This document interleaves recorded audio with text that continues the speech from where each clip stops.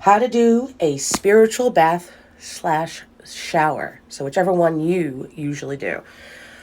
First of all, this is in response to a reading I did. So if you click that, you can see the reading. But everyone should do a cleansing shower in a spiritual sense while they're showering. It's very simple. And you should do it at least once a month.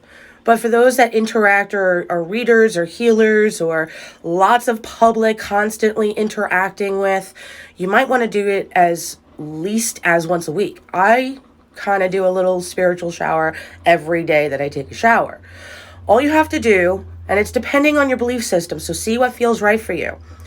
But all you have to do in the most simplest of ways is when your bath is filling up or when the shower is running, you ask, Sacred Water Element, I call upon you now to cleanse and clear anything that may be attached to my being in any way, shape, or form that is not of the highest vibration, and send it down the drain for transmutation. Thank you. And then visualize like this mud, yuck, gray, yuck, sliding down the drain, okay? That by itself is a simple way. Now, if somebody has hexed you, jinxed you, malokied you, that means like evil eye, there are extra stages you probably want to take. One of them, a simple way, is if you're going to do a shower instead of a bath. Lots of people only have showers. Lots of people don't like baths.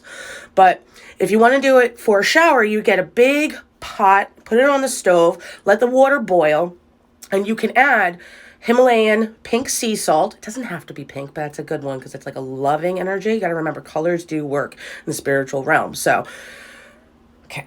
Then, take lemons. And somebody was asking, do you just throw the whole lemon in there or do you grate it or really just slice it into a bunch of chunks, let it sit? Okay. Now, that is a basic. You could also add, remember, you don't have to go broke trying to handle your shit spiritually, okay? Dollar store has a lot of this stuff.